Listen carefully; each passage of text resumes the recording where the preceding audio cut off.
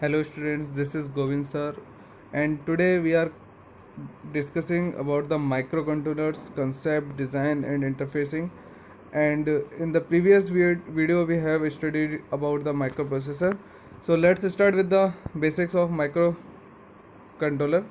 What is microcontroller? A single chip computer or a CPU with all the peripherals like RAM, ROM, input output, timers, ADC, etc. on the same chip. It means if we build RAM, ROM, input timers, ADC, etc. on the single chip, then it will be called microcontroller.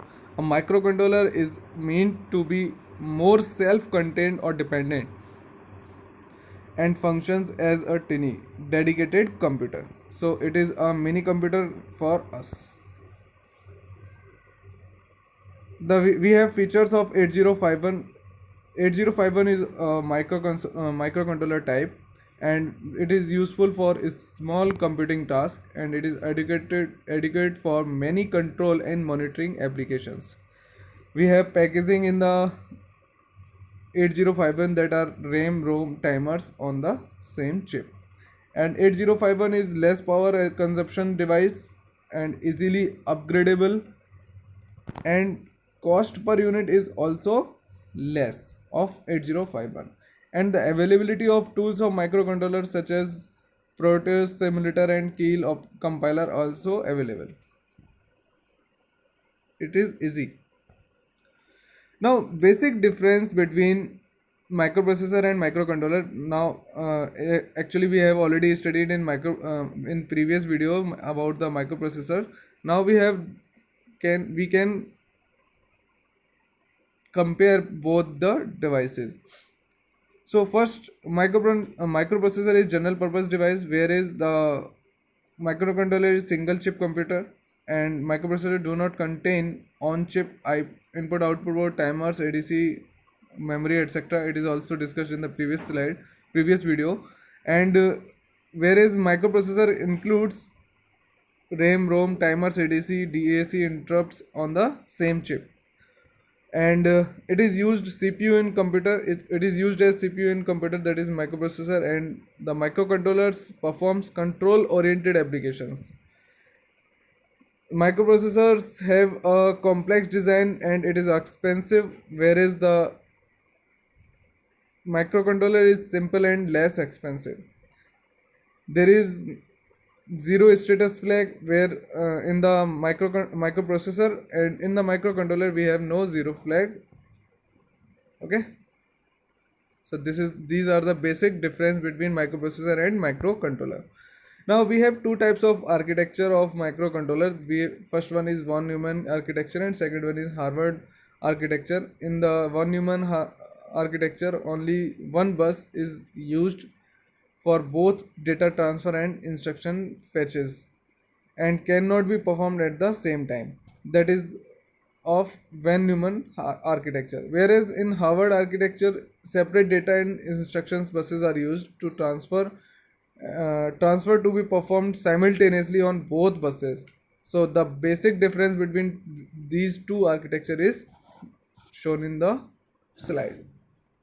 Now we have architecture that is, it is very clear to you.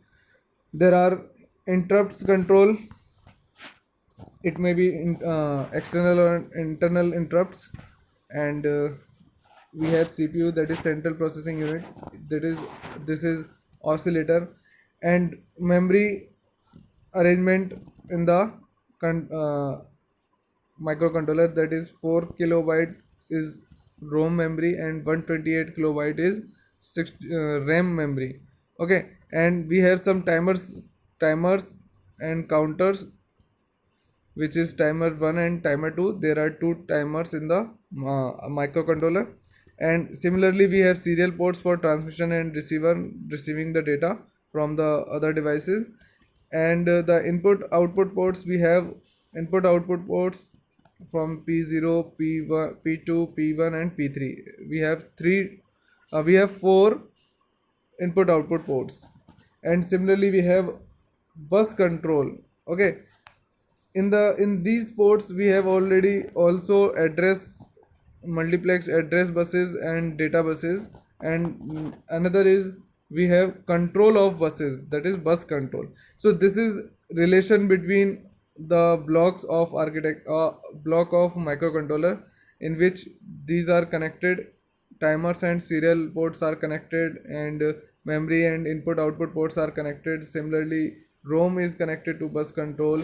Okay, and these are internally connected to cpu, and interrupts are also connected to, the signal of interrupts is fed to the cpu. And we have clock for the microcontroller, that is given by then crystal oscillator. Okay, so this is basic architecture of microcontroller. Now we have a pin diagram of microcontroller. This is 40 pin IC, and we have different configurations of the pin. We already studied that there are four ports, P0, P1, P2 and P3. So you can see here, this is P0, P1, P2 and P3. Okay, there are number of ports are 4, and each pin has some specifications, some functions, and which is also shown in the figure, that is RSET, that means reset pin, receiving and transmitting pin, interrupt 0, interrupt 1 pin, timer 0, timer 1 pin, read write operations, and ground, external uh, external connections, VCC, and this is address and data bus, multiplexing of address and data buses, and external access, VPP, and ALE, and program, address latch enable, and program. Similarly, PSEN also there, and these are address buses 0 7 to 15. So there are 40 pins, and each pin has its specification and the function. Let's move to the some specifications of the pins, like ALE and program pin. When this pin is high, it latches the low byte of the address during the access of external memory. Okay, if we put high value to the ALE pin, it latches the low byte of address during access to external memory, and this pin is low during EEPROM programming. Okay, when we program on EEPROM, then this pin is low,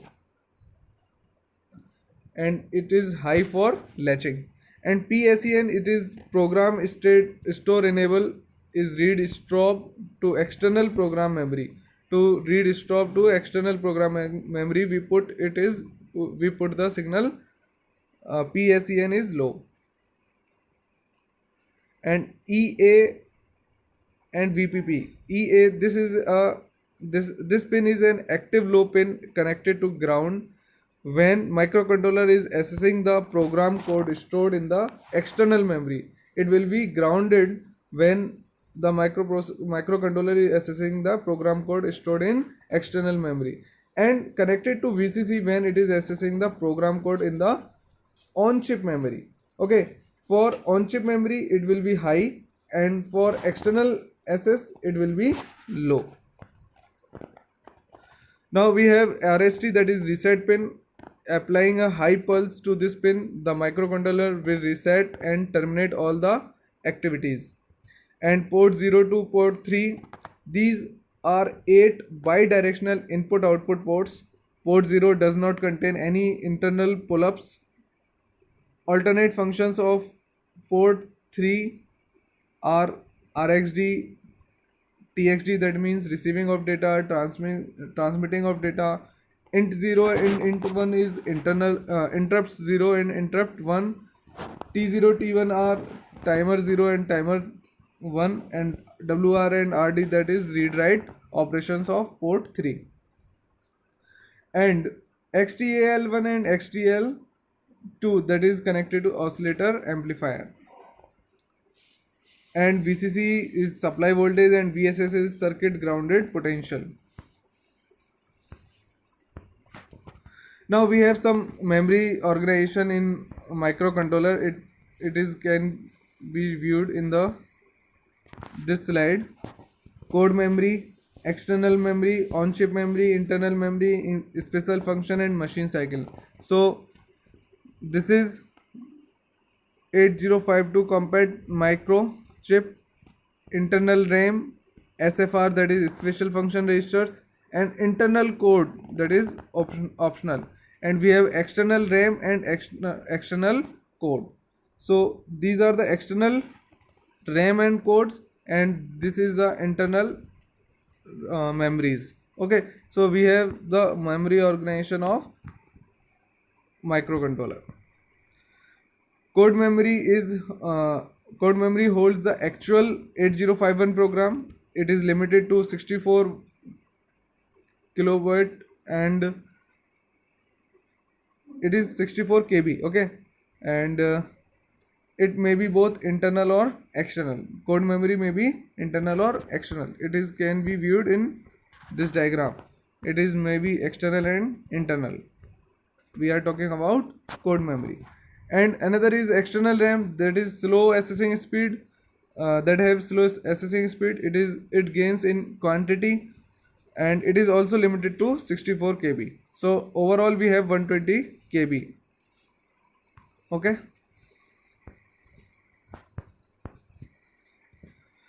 If we talk about on-chip memory, it refers that the memory that physically exists on the microcontroller itself.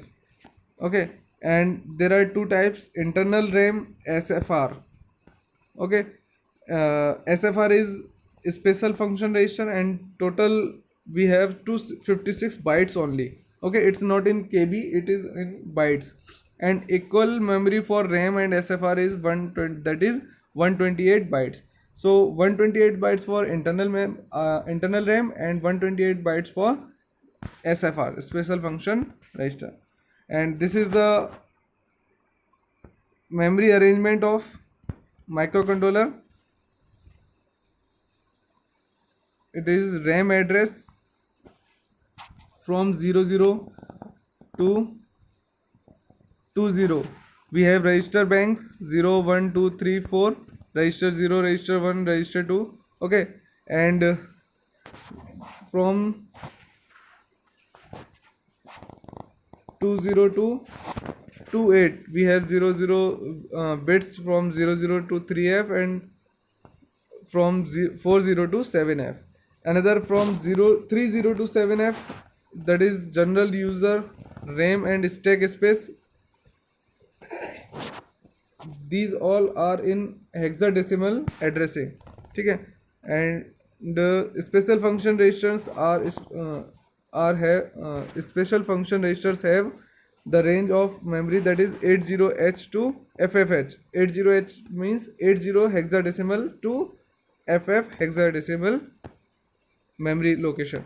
Okay, so this is all the memory allocation of RAM.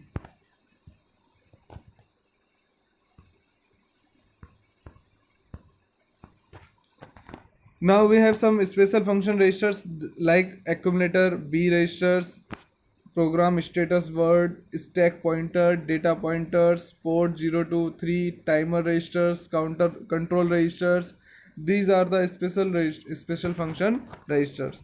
Okay, in this video we have discussed basics of microcontroller and the architecture of microcontroller and the specifications of pin. In the next video we will discuss the interfacing of microcontroller with different devices. Okay, we will meet in the next video.